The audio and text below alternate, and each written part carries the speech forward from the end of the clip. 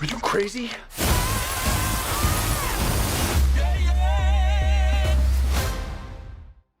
There are some films that I'm not as fond of, and I think that's pretty, a unanimous kind of thing. Although a lot of people did love Baby Driver, to be fair. I didn't really like Baby Driver. I think it's a fucking amazingly directed film. It's oozing talent and creativity. And style. Well, he always style. just like... Yeah, he always knows got what that he's distinct doing, man. style. But the way I see it, although I actually am very, very fond of Last Night in Soho. I always think... Oh, yeah. Yeah. With Edgar Wright, the era where he had less of a budget, he was better.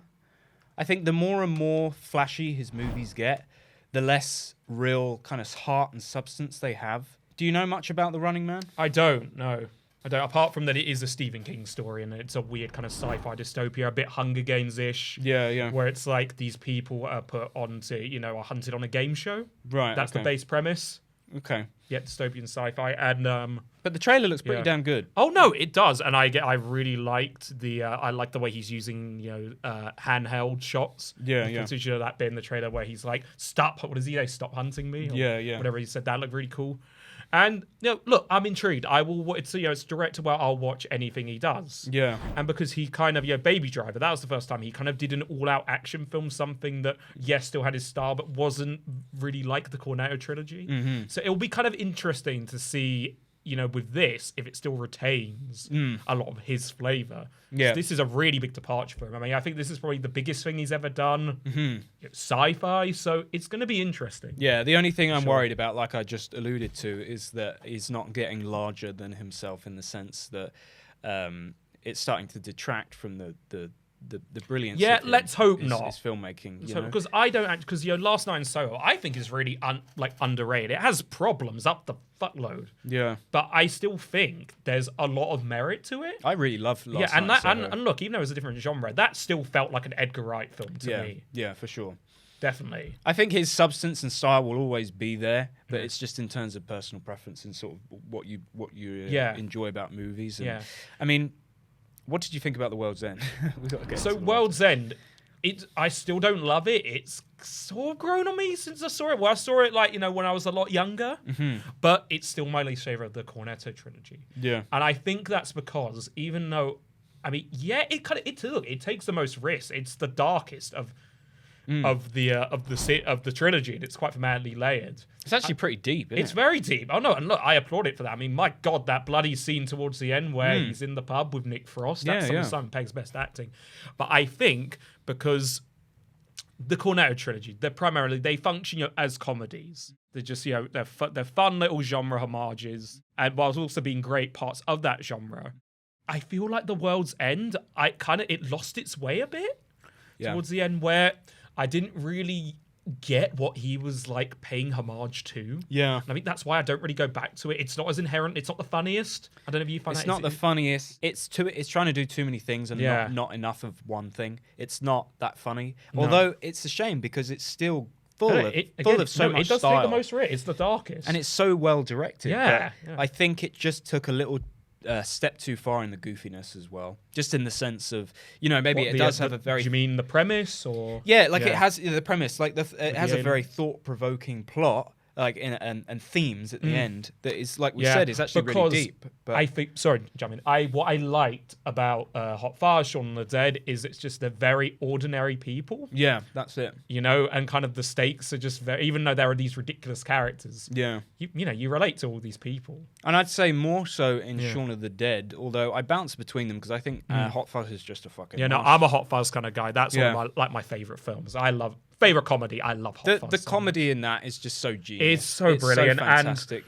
One great thing about Edgar Wright and why I love him for comedy. Although fair play to him that he's trying new things. Yeah. It definitely seems like he's got comedic elements in this film. Oh no, definitely. But I got that from the Michael Cera character specifically. Yeah, one thing about comedies, especially these days, and there are exceptions where they are actually still really funny, usually because they have just a really funny fucking script alone, and the premise can drive it. But it just seems like a lot of comedies these days are just a collection of dialogue scenes and not utilizing the full extent of what the medium can do. Whereas Edgar Wright just uses all these different techniques to just grab comedy from a scene, just the way like a bowl of cake. Or the way they like pour a cup of tea and the way he edits that. Yeah, I mean his editing. All these details and that's stuff. his secret weapon is his editor. Yeah, I mean, my God, in Hot Fuzz, there are so many little jokes in the background, in the foreground that just really like creep up on you, and I love shit like that. Yeah, same. He's like there'll be a really weird little sound, or he's really got the knack of that. Yeah, he's really got the knack of that. Yeah. Where funny things pop up in the background, or even just the sound design. We've got to talk about the sound design. Yeah. He is fantastic at sound design. He's a fantastic director, Edgar Wright. Like he really utilizes like all these tools at his disposal to tell a story. And Baby Driver alone, and it's a shame that I didn't really dig Baby Driver so much because man, some scenes in it are just breathtaking, so fucking entertaining. I mean, just that sequence where the opening.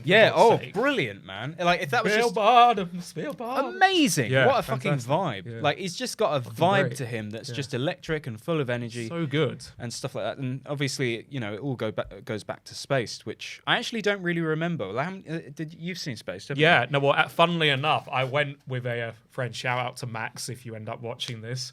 So we didn't know it was going to be like a full-on marathon of the series, and it was like it was at the BFI full marathon. There was a Q&A with Edgar Wright, Simon Pegg, and everything. Oh, amazing! So for like a good 7-10 hours, we watched the whole series. Oh, sick! And I know, and I really love Spaced. And it only ran for 2 series, which is I think is just perfect. Yeah. And it's interesting to watch because you can see all the little elements that he's using within the Cornetto trilogy. They're right there. The humor and everything. So no, Spaced is really fantastic. Yeah, anyone who's a big fan of Edgar Wright needs to go watch Spaced.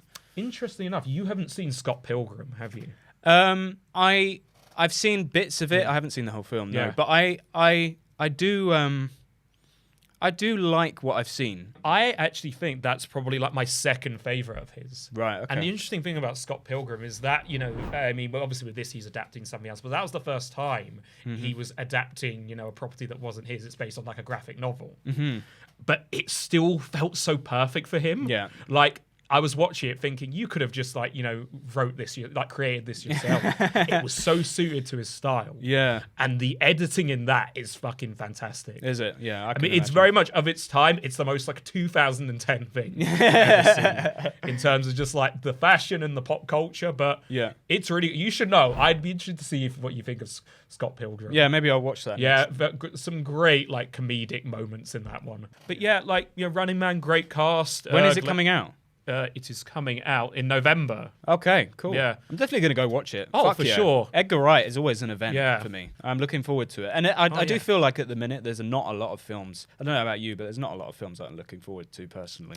I think that there aren't as many like the big budget films that I'm looking forward to. Obviously, apart from Shout, The Odyssey, whenever we'll definitely be reacting to that trailer, Christopher Nolan. Yeah, but it's more like Eddington. There are good indies coming out. Oh, for sure. Yeah, Eddington is like something I'm really fucking looking forward to. Can't wait for Eddington. But when we were in the cinema watching Superman, like all these trailers that were going past, like you've got Megan 2. No, Megan 2.0 or Mafregan 2.0.